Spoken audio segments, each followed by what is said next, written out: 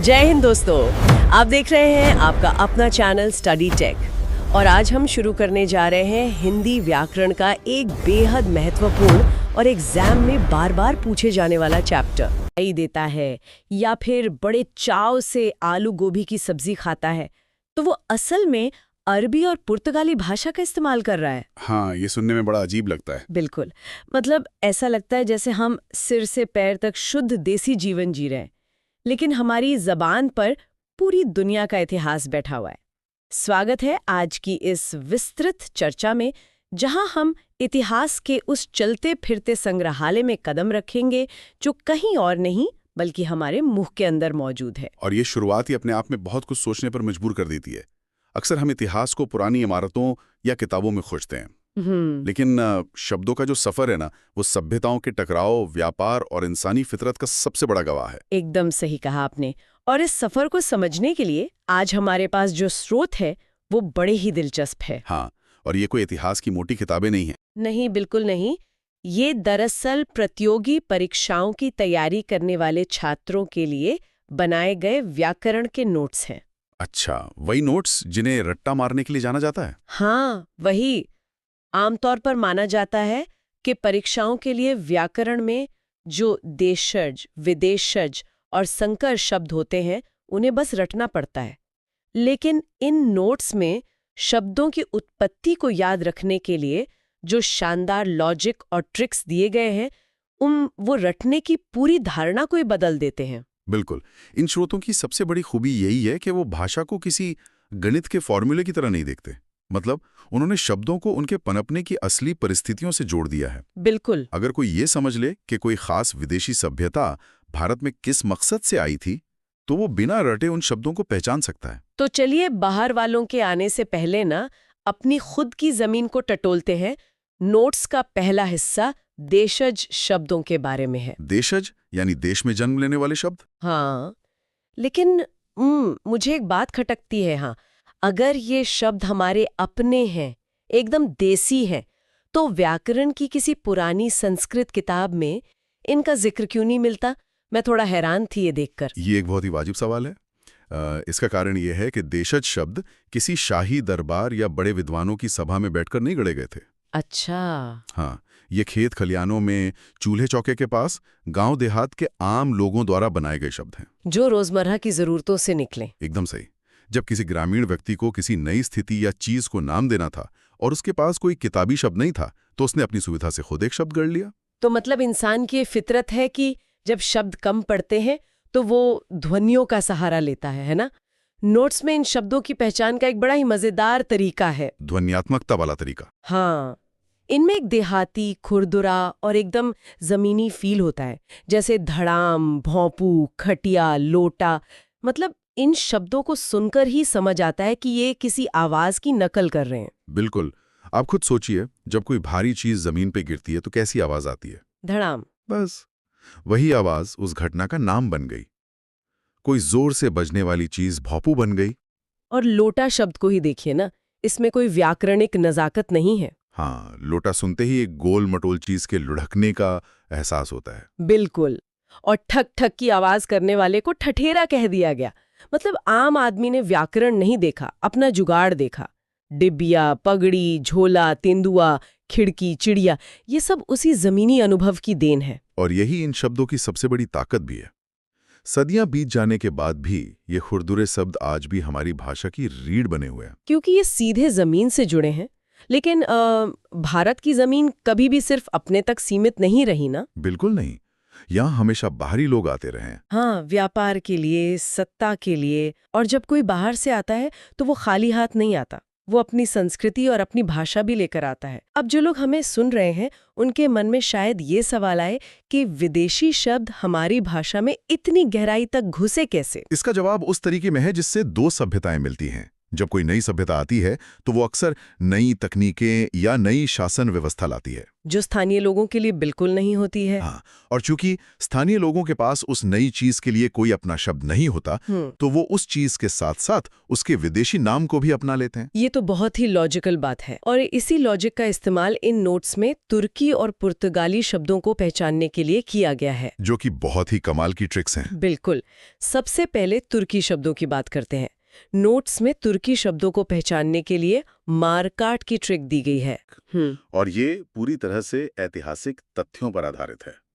भारत में तुर्कों और मुगलों का आना मुख्य रूप से युद्ध और सत्ता पर कब्जा करने के लिए हुआ गा। वो अपने साथ नए हथियार लेके आए, तो जाहिर है जो शब्द उन्होंने यहाँ छोड़े वो भी उसी युद्ध और मारकाट के इर्द गिर्द घूमते हैं। मतलब अगर कोई घोड़े पर हथियार लेके आ रहा है तो वो शांति के शब्द तो नहीं सिखाएगा। बिल्कुल नहीं। मैं कुछ उदाहरण बताती हूँ।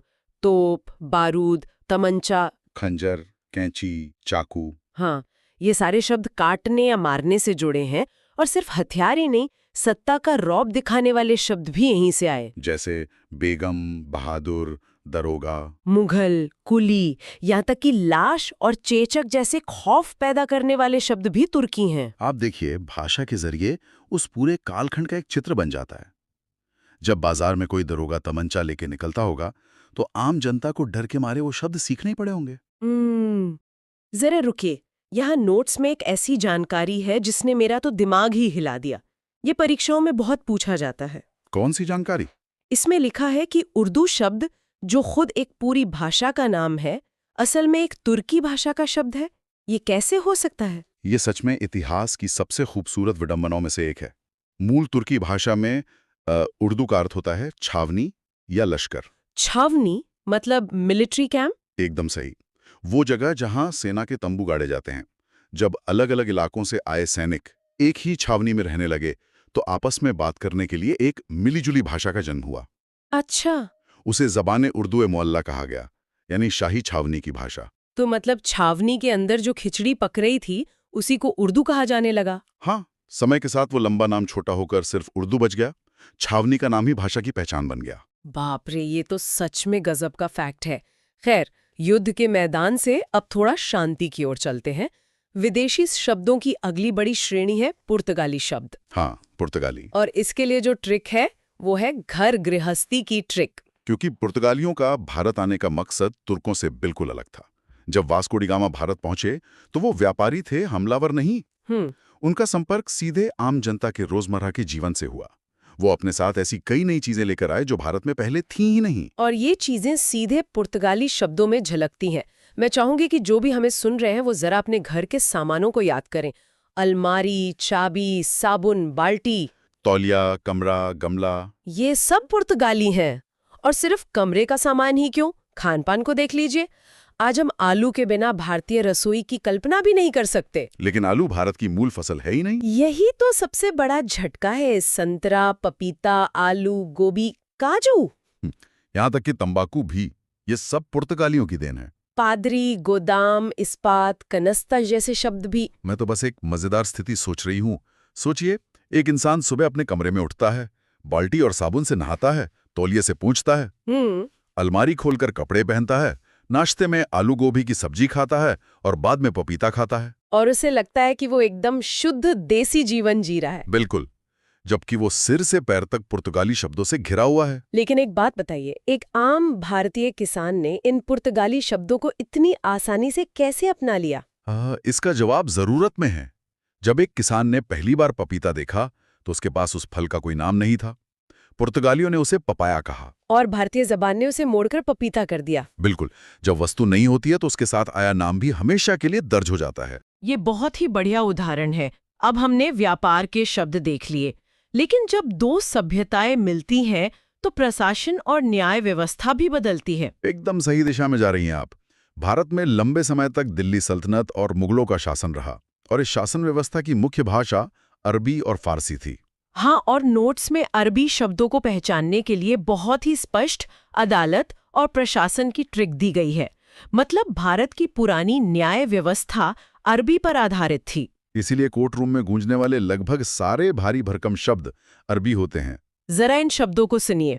अदालत, कानून, मुकदमा, तारीख, वकील। फैसला, जुर्माना, रिश्वत, हवालात। ऐसा लग रहा है जैसे किसी बॉलीवुड फिल्म का कोर्टरूम सीन चल रहा हो। लेकिन मुझे सबसे ज्यादा हैरानी आदमी और औरत जैसे शब्दों को देखकर हुई। ये भी अरबी है। हम तो इन्हें सबसे बुनियादी शब्द मानते हैं ना। यही तो भाषा के गहरे प्रभाव का सबूत है। जब प्रशासन की भाषा अरबी हो गई तो आम जनता की बोलचाल में भी वो शब्द बहुत गहरे उतर गए। और अरबी के बाद बात आती है फारसी की, मुगलों की राजदरबारी भाषा। क्या अरबी और फारसी में कोई बुनियादी अंतर था? बहुत बड़ा अंतर था। अरबी भाषा मुख्य रूप से कानून और प्रशासन से जुड़ी थी, वहीं फारसी राजदरबार की, कला की और विलासिता की भाषा थी। इसीलिए नोट्स में इसे दरबारी और शौक की ट्रिक कहा गया है। इसके उदाहरण भी वही विलासिता दिखाते हैं। आराम, आवारा, चश्मा, जहर। हफ्ता, मजदूर, सरकार, सौदागर। कारीगर, कुश्ती, बीमार, गुलाब। इन शब्दों में एक अलग ही नजाकत है। लेकिन ठहरिए, यहाँ नोट्स में एक और ऐतिहासिक विरोधाभास है। मैं समझ रहा हूँ आप किस तरफ इशारा कर रही हैं। ये सच में दिमाग सुनकर देने वाली बात है कि हिंदी शब्द खुद फारसी भाषा का शब्द है। मतलब अगर कोई कहे कि मुझे अपनी मातृभाषा हिंदी पर गर्व है, तो वो एक फारसी शब्द बोल रहा है। हाँ, ये बहुत ही अहम ऐतिहासिक बिंदु है। इसे समझने के लिए भूगोल को देखना होगा। प्राचीन काल में जब फारसी यात्री भारत आते थे तो उन्हें सिंधु नदी पार करनी होती थी। अच्छा। तो वो सिंधु नहीं बोल पाते थे। बिल्कुल। इसलिए वो सिंधु को हिंदू कहने लगे और उस नदी के पार के इलाके को हिंद कहा गया। और वहां की भाषा हिंदी हो गई। एकदम सही। ये नाम उन्होंने हमें दिया था, जिसे बाद में हमने अपना लिया। क्या बात है, भूगोल ने एक भाषा का नाम तय कर दिया। लेकिन जब देसी, अरबी, फारसी और पुर्तगाली शब्द एक ही समाज में रहेंगे तो क्या वो अलग अलग बने रहेंगे? कतई नहीं। उनका आपस में घुलना मिलना तय है और यहीं से जन्म होता है संकर शब्दों का। संकर यानी हाइब्रिड शब्द। इसे समझाने के लिए मैं एक उदाहरण देना चाहूंगी। भाषा ना एक मैकेनिक का गैराज है। जब आम आदमी को नया नाम रखना होता है तो वो गैराज में पड़े 2 पुराने शब्दों के पुर्जे उठाता है, उन्हें जोड़ता है और काम चला लेता है। ये गैराज वाला उदाहरण बहुत ही सटीक है। आम जनता को व्याकरण की शुद्धता से कोई मतलब नहीं होता। संकर शब्द वही हैं जो 2 अलग-अलग भाषाओं को जोड़कर बनाए गए हैं। नोट्स में इसके बेहतरीन उदाहरण है। सबसे मशहूर है रेलगाड़ी। रेल अंग्रेजी का शब्द है और गाड़ी हिंदी का। दोनों को वेल्डिंग कर दिया। बिल्कुल। इसी तरह टिकट घर। हाँ, टिकट अंग्रेजी और घर हिंदी। फिर कुछ शब्दों में तो भारी दुस्साहस है, जैसे बम, वर्षा। बम सीधा अंग्रेजी है और वर्षा शुद्ध संस्कृत। अश्रु गैस इसका एक और बढ़िया उदाहरण है। अश्रु संस्कृत और गैस अंग्रेजी। पंडित लोग शायद इस मिलावट से खुश न हों, लेकिन जनता के लिए ये काम करता है। जांचकर्ता भी ऐसा ही है। जांच हिंदी और कर्ता संस्कृत। या फिर छायादार। भाषा के इस मैकेनिक ने कहीं से भी पुर्जे उठाने में कोई शर्म नहीं की। यही तो भाषा का असली लोकतंत्र है। बिल्कुल। तो आज के इस गहरी चर्चा को अगर हम समेटें तो ये एक बहुत ही शानदार सफर रहा। जो चीज़ प्रतियोगी परीक्षाओं का नीरस सिलेबस लग रही थी, वो भारत की जीवंत कहानी निकली। हमने देसी शब्दों से लेकर तुर्कों के हथियारों, पुर्तगालियों की घर गृहस्थी और अरबी अदालतों तक का सफर तय किया। और संकर शब्दों का फ्यूजन भी देखा। इससे एक बात साफ है कि शब्दों को रटने की जरूरत नहीं है। अगर हम उस दौर के इतिहास को समझ लें तो जड़ तक पहुंच सकते हैं। और ये भी कि हमारी संस्कृति कितनी समावेशी रही है। एकदम सही। भाषा सच में एक बहती हुई नदी है। और इसी विचार के साथ मैं एक सवाल छोड़ना चाहूंगी। आज इंटरनेट के दौर में हम जो स्लैंग्स और हिंग्लिश इस्तेमाल कर रहे हैं, जरा सोचिए, क्या आज से 100 साल बाद आने वाली पीढ़ी प्रतियोगी परीक्षाओं में हमारे आज के इंटरनेट स्लैंग्स को किसी नई विदेशज या संकर श्रेणी के रूप में रट रही होगी? ये वाकई बहुत ही दिलचस्प और सोचने लायक बात है। क्या पता जो आज हमारे लिए कैजुअल चैटिंग है, कल वो परीक्षा का कठिन सवाल बन जाए। इसी विचार के साथ हम आज की चर्चा को यहीं विराम देते हैं। सुनते रहिए और अपने आसपास के शब्दों को एक नई नज़र से देखते रहिए।